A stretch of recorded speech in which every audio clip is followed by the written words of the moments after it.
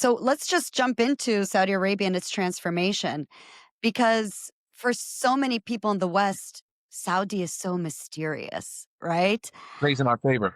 It's very marketable. Yeah. But what do you think are some of the most important things that people should understand about the kingdom?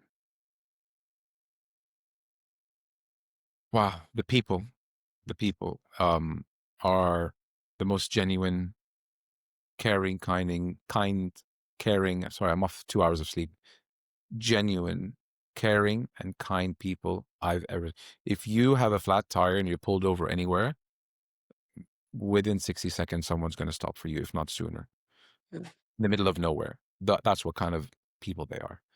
Um, how do people who are that kind, and I've heard stories from Paris and her mom, Gail, two blondes who were driving through, the Saudi outback, if you will, the middle of nowhere, places that look like, Death Valley. And I was like, so it was you two and no problems whatsoever, no harassments, because it's not every day that, Saudis in the middle of nowhere see two blondes that look like they just fell off the beach of Baywatch. So did no one even like try to say, hey, cutie? They're like, absolutely not. They would give us water. They would pay for our gas. You should speak to Paris Vera if you haven't. Get her on the show. I would love to. She will finish my sentences. Pay for their gas. They would give them lunch. Do you need money? With no strings attached. Like this, you are our guests in our country. And I always said that, we are so hospitable. It's in our DNA. You'll never find a course or a classroom in Saudi that teaches hospitality. But what do people want to know about Saudi is that we are so hospitable. In my lifetime, because I was born in 83, we were never given an opportunity to be hospitable to people from outside of our country because it was very difficult to visit for all of my growing up years. Very, very difficult.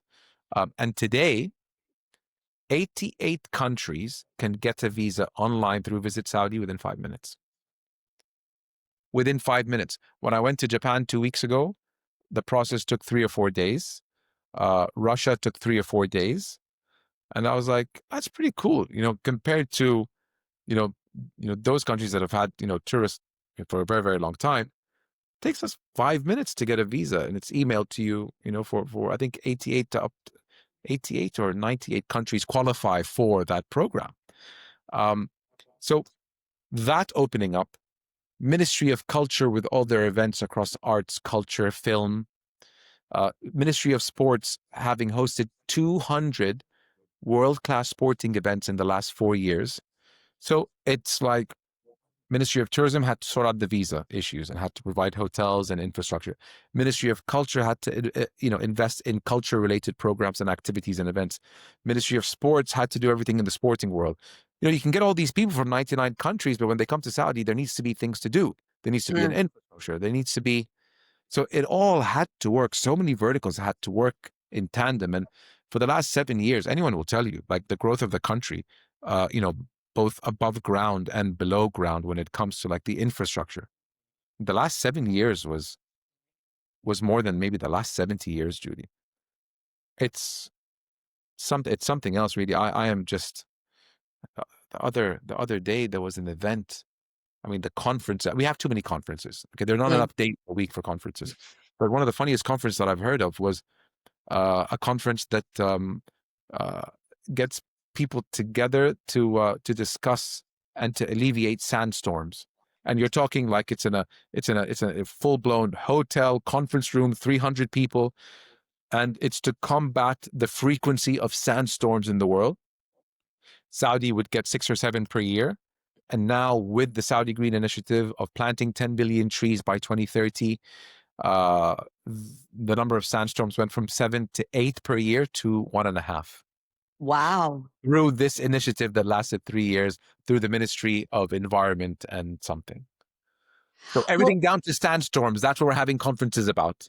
Not AI, not tech, not space, but sandstorms. that's insane. Yeah. And a lot of it has to do with the Vision 2030, right? So, what are some of the changes that stand out the most to you? Women being integral to society in every way possible. In my growing up years, something as simple as the airport in my home city, Jeddah. Today, I think the airport is run, and I'm talking every touch point from check-in to security to duty free to boarding the plane to people within the airline industry, whether it's first officer, captain, co-pilot, stewardesses. The number is close to 70% females. 7 years ago, across the board, women in the workforce was under 5%. Today, it's approaching 40. So I think that's, you know, when I look at my mom, my sisters, my wife, my daughter, who's 3 years old, it just makes me very happy that females have all the rights that I had growing up. If anything, they have it better than we do because they are put on a pedestal today. And I'm fine with that because we had our opportunity for the longest time. And I'm happy that they have just as much opportunity and then some. And to be honest with you, like when I'm dealing with an entity or a company, things move quicker when it's a female on the other side handling my case. They just have, sorry, gents, but they just have a different kind of hunger when it comes to getting stuff done. Yeah, and I Really? think compared to what it was like, I mean, and we can cut this out if you want, but I think a lot of people don't know that women couldn't drive until Yeah. 2019. Oh, Women don't needed cut this out. Keep it in. permission. Huh? Don't cut this out. Okay. Yeah, keep it in. Uh, so women couldn't drive in Saudi until 2019. Women needed permission to travel either from their husband, their father, or their brother, Or even and stay in a hotel. or to stay in a hotel. If you're going to another city like LA, New York, Jeddah, Riyadh, you can't check into a hotel in Riyadh unless you have a permission slip from your husband or father, or if you don't have a husband or father, and my mom went through this, your son Wow. would be your uh, Guardian. guardian on some level. Yeah, Yeah. yeah. There was so much that needed reform, so much. And Adil al-Jubair, His Excellency Adil al-Jubair, speaks in length about this, and nobody can articulate it better than him. But away from the Women Empowerment Initiative, there was there was so much effort in the judicial sectors as well, rewriting laws that were maybe dated, introducing new laws, reforms over there, reforms in education, reforms in the housing sector. There was a big disparity within the housing sector of the number of Saudis who were renting to being homeowners. Today in Saudi, if you are married, you are in a system where you're getting a house in X amount of months. I don't even think it's a year.